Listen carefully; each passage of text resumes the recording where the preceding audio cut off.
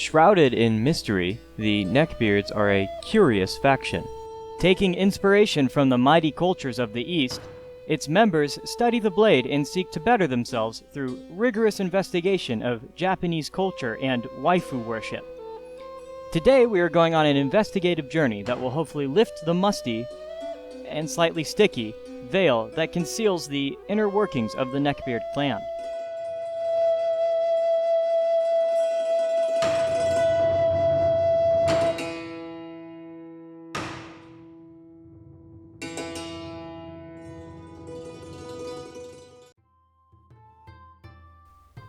First, what is a neckbeard? Although descriptions can vary, your typical neckbeard is a young man. He often dresses in the traditional Japanese outfit of cargo shorts, an old anime t-shirt, a trench coat, and, most importantly, a fedora. A neckbeard concerns himself most with matters of the mind. This leaves him with little time for such trivial matters as hygiene, hence the neckbeard, and working for a living. A neckbeard recognizes the superiority of Japanese culture, so much so, in fact, that they are often more familiar with Japan than its own citizens are. They understand that instead of being a country with a rich and diverse history and fascinating culture, Japan is essentially a real-life anime. Because of this, a neckbeard can visit Japan and blend in seamlessly. A neckbeard is also often staunchly atheistic, and spends much of his time spreading this faith across the internet. Finally, a neckbeard is very peculiar about women. He shares some similarities in beliefs with white knights and nice guys, but there are some stark differences. Neckbeards, above all else, respect a quiet and subservient woman. They believe that the traditional Japanese housewife is the epitome of a perfect woman. Well, that is, the epitome of a perfect 3D woman. You see, some neckbeards have developed a peculiar adaptation to overcome their struggles with the female sex. They discard their pursuits of physical women altogether, and instead choose to date characters from their favorite anime. This practice is known as waifuism. This allows them to completely avoid having to deal with some of the disgusting traits that physical women have, such as having independent thoughts and feelings and having their own needs. Now that we know a bit about the neckbeard, let's examine him in his natural habitat. First, I would like to touch on a neckbeard's sense of duty. In the following examples, we shall see how a neckbeard, just like his samurai predecessors, is always willing and able to protect the general populace. After the school shootings, I work security at blank high school with a broadsword. I don't even get paid for it. I just stand in the parking lot with a sword. Such selflessness. I'm sure that the students of this school feel much safer now when they look out the window and see this mysterious guardian standing watch over school grounds. Our next example is from a thread about a news story in which two bikers saved a woman from her abusive significant other. Our neckbeard bravely describes what he would have done in the situation. If this were me, I would have stayed behind and confronted the boyfriend. I usually carry my katana. I'm not afraid to use it. As God as my witness, there is no sound more frightening and intimidating than the sound of Japanese steel being unsheathed. That little punk-ass bitch boyfriend would have stayed in the forest. Bravery such as this is unparalleled.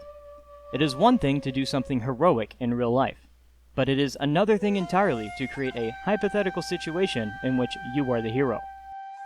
You might have noticed a running theme so far. A neckbeard's weapon of choice is the blade. Our next few examples will delve deeper into the neckbeard's relationship with this historic weapon. I trust my blade, not a pistol. Pistols get wet. Pistols run out of ammo. A knife is with you forever. Not a trapper alive worth their weight in spit goes into the bush with less than a bowie or fighting knife. My knife could save my life 100 times over before a sidearm would.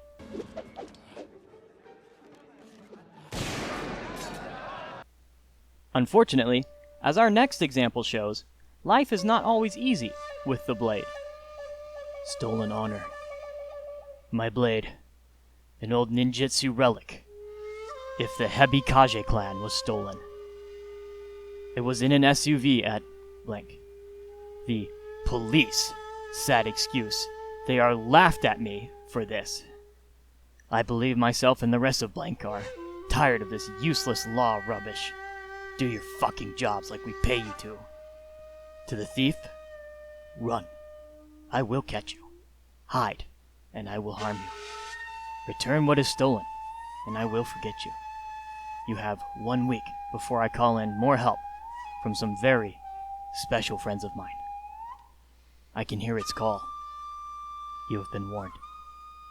It's sad to think that there are those out there that would deprive a neckbeard from the tools of his trade. In fact, it's not always thieves that do so. Sometimes, it's even the local government. Open carry swords downtown? I couldn't get an answer from the Blank PD, but I was wondering if you could walk around downtown with a medieval sword. As long as you're not going into bars. Friends and I go play Pokemon Go downtown late at night, all the time. What sad state do we live in that one must be wary of local laws when it comes to carrying his weapon at all times? It's hard to keep the land safe with such draconian legislation. Although neckbeards will often take a waifu, there are cases in which they will attempt to date 3D women. When doing so, they know that the best way to woo a lady is to follow the conventions of anime. Looks at my feet shyly and then to you. You're pretty smart for a girl, you know that, right? Blushes. I'm pretty sure other girls are smart. Eyes widen in a bit of surprise. Thinks to myself, oh no, she didn't like that. Well, it's just biology that men are smarter. We have higher IQs on average. Like, my IQ is 159. Anyway, let's move on. Smiles cheerfully. I'm going to block you now. Looks in shock. Why, I thought you were nice, but you're actually a birch. I guess all women are the same now. Sighs, then sadly blocks you before you can block me. Taking a move from the nice guy's playbook, this neckbeard recognizes this woman for what she really is, and immediately dispatches of her. He can now safely go back to dating only 2D women. The neckbeard is an elusive character. Unfortunately, there is not enough time to cover every aspect of this secretive clan in one video. Therefore, please stay tuned for future episodes in which we will dive more deeply into the various aspects of neckbeard culture. Hopefully, this brief overview was enough to satiate your interest for the time being. For now, however, I must bid farewell.